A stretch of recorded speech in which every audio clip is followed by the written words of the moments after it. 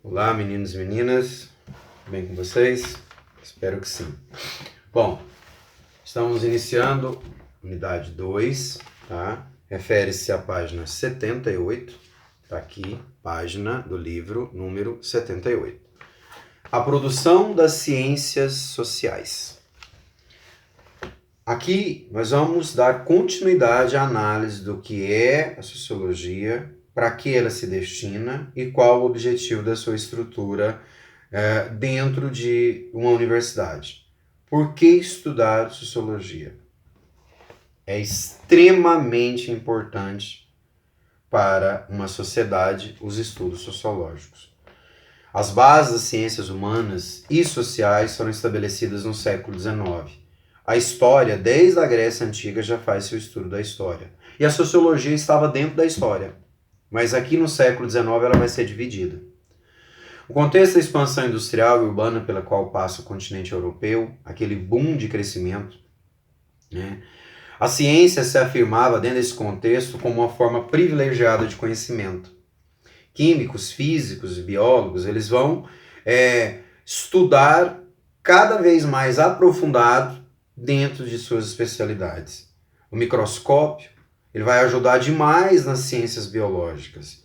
Os estudos físicos, com as diversas descobertas, né, vão incentivar cada vez mais questionamentos dentro de uma estrutura científica. É nesse contexto que vai surgir os estudos sociais. Porque se uma vez os estudiosos da natureza eles estavam cada vez mais aprofundados dentro de suas estruturas, vão surgir intelectuais que vão estudar os fenômenos sociais. Dentre eles, um francês chamado Auguste Comte, ele vai entender o que são leis sociais, o que rege uma sociedade. Existem regras, existem leis. Essas leis são científicas? Segundo ele, sim. E é nesse contexto que outros grandes intelectuais vão na mesma trilha de Comte. Émile Durkheim, francês, e Émile Durkheim diz o seguinte: o estudo da sociedade, os princípios científicos da objetividade, da neutralidade, desenvolve dentro do estudo durkheimiano pesquisas que se utilizam da estatística, dos números. Ele é um matemático? Também, todos nós somos matemáticos. Né? Desde o momento que você faz um cálculozinho básico, você se transforma em matemático. É claro que nós temos um matemático iniciante e um matemático erudito. Durkheim, então, estudava-se de estatísticas, né, para tentar explicar os fenômenos sociais. Um alemão, judeu, chamado Karl Marx, ele era historiador e ele vai se interessar mais ainda pela estrutura reinante dos fatos sociais dentro de toda a linha da história. Escreve um livro genial. Né? Mas é claro que é um livro que eu vou citar aqui agora, porque não é para você sair de casa correndo para ir lá comprar ele, que chamou Capital. Um calhamaço de um livro, imenso. Um livro que você deve ler ele em 2 meses, 3, 5, 1 ano. 5 anos para ler. Demora tanto tempo? Para ler de verdade, sim. Para analisar, estudar, buscar outros livros, fazer análise, né, pesquisar de onde ele tirou aquilo. Esse livro cita as primeiras movimentações econômicas da humanidade, desde a época das cavernas até no momento em que ele faleceu, até pós-falecimento, porque o Capital ele é terminado pelo seu companheiro Friedrich Engels, o companheiro da escrita do nosso Manifesto Comunista de 1848. Depois nós temos o Weber. O Max Weber vai tentar explicar como que é a união de sociedade, economia e o que rege tudo isso. Religião.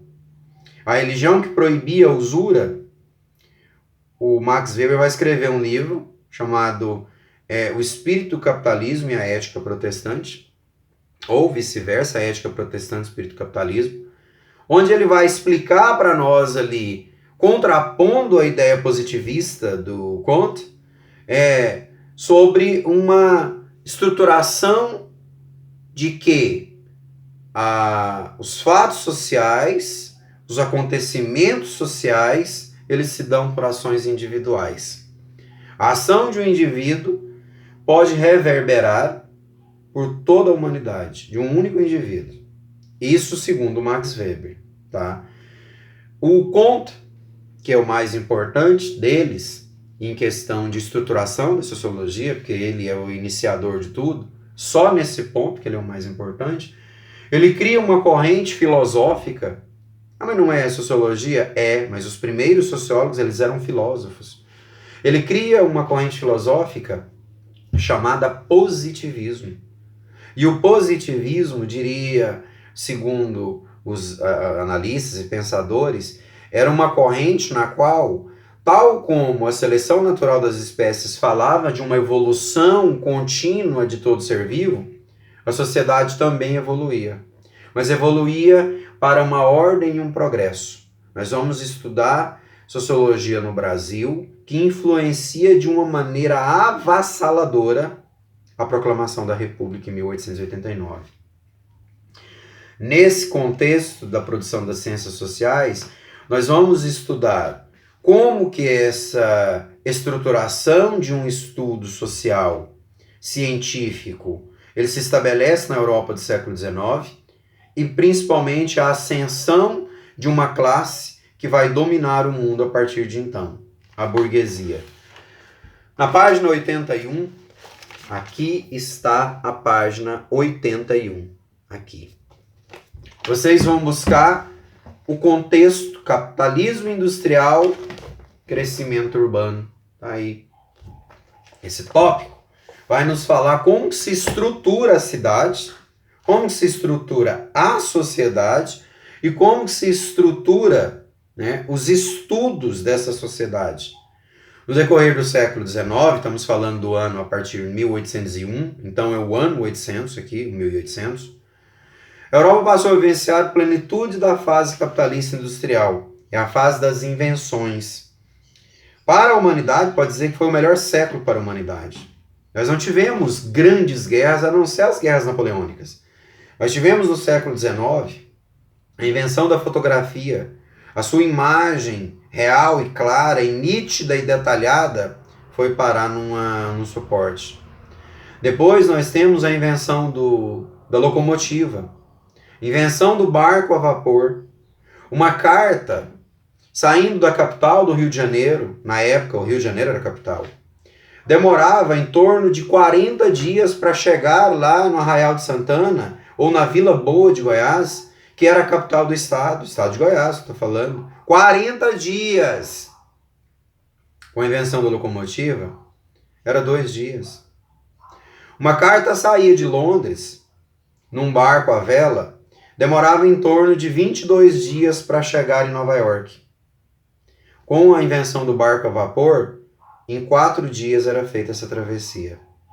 Com a invenção do Titanic no início do século, a ideia era que fosse feito em menos de 26 horas. Quer dizer, 2 dias e pouco no máximo. Mas infelizmente nós conhecemos a história do Titanic, né? A internacionalização da produção pelo crescimento das cidades e a afirmação da ordem social burguesa marca essa fase do capitalismo industrial europeu do século XIX. Ainda assim, no plano externo, nós temos a exteriorização da produção. A partir do momento que os europeus vão em busca de novas terras para serem colonizadas, só porque agora uma colonização diferente do que aconteceu no século XV e XVI. Essa colonização agora se dá de uma forma pacífica, mas principalmente onde argumentativamente eles conseguem convencer o colonizado que está fazendo um bem para eles.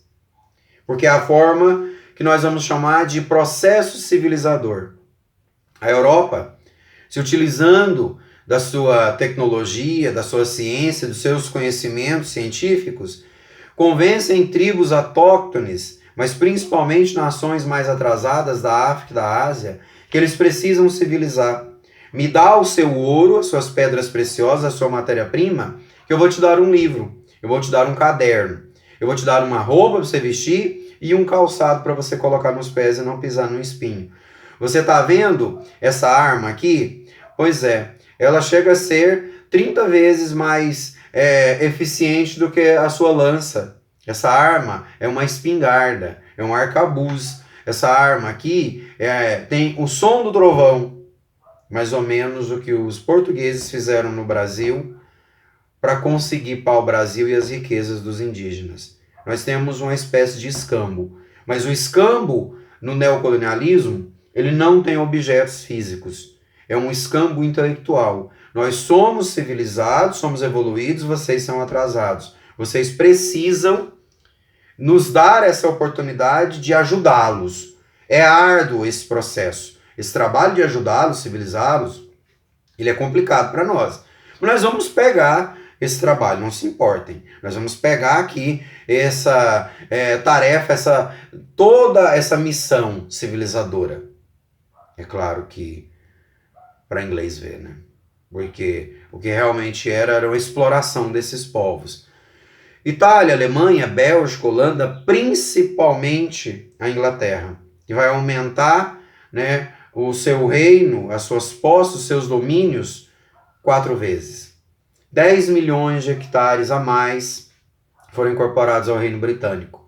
A Inglaterra, no século XIX, vai se transformar na maior potência mundial, porque ela dominava 1/4 do globo. Só vai perder essa hegemonia na Primeira Guerra Mundial, onde pensamos de uma forma econômica e de uma forma social, a maior perdedora da Primeira Guerra Mundial foi a Inglaterra. Já na página 82 e 83, nós temos um quadro do Edouard Manet, A Ascensão da Burguesia. Ele vai pintar esse quadro nos jardins do Castelo das Tuileries, na França, e ele vai mostrar como era a burguesia do século XIX, a classe rica, a elite. Edouard Manet, quase que ele está aqui demonstrando imageticamente um livro da Jane Austen, Razão e Preconceito, Orgulho e Preconceito, Razão e Sensibilidade, Persuasão. São quadros que Jane Austen escreve representando a burguesia inglesa, a elite europeia. Em contrapartida, Charles Dickens vai escrever o contrário, sobre a pobreza inglesa, sobre a ralé, sobre os proletariados. Na página 84, a vida nas cidades europeias. Será que era fácil? Um boom de crescimento. Será que esse crescimento foi planejado? De repente você tem uma Manchester, no final do século XVIII, com 30 mil habitantes. 50 anos depois, nós temos 500 mil habitantes. E 30 anos depois, em 1880, passou para 1 milhão de habitantes. Liverpool, de repente, triplicou seu tamanho. Nós temos problemas com saneamento básico, iluminação, pavimentação de ruas. Eu não estou falando de escola, de posto, nada disso não. Eu não estou me citando aqui posto de saúde não, gente. Estou falando de rua pavimentada, de saneamento básico, de esgoto, de água potável. Tudo isso gerava para a Inglaterra um caos urbano. A vida do proletariado era uma vida muito difícil. Não estou falando só nas indústrias, não. Na sua convivência do seu dia a dia. Tá? E isso vai fazer com que a sociedade se transformasse, né, em um objeto de estudo. Porque os conflitos sociais são constantes. Conflitos sociais e conflitos individuais. Que nós vamos dar seguimento e vamos estudar isso detalhadamente.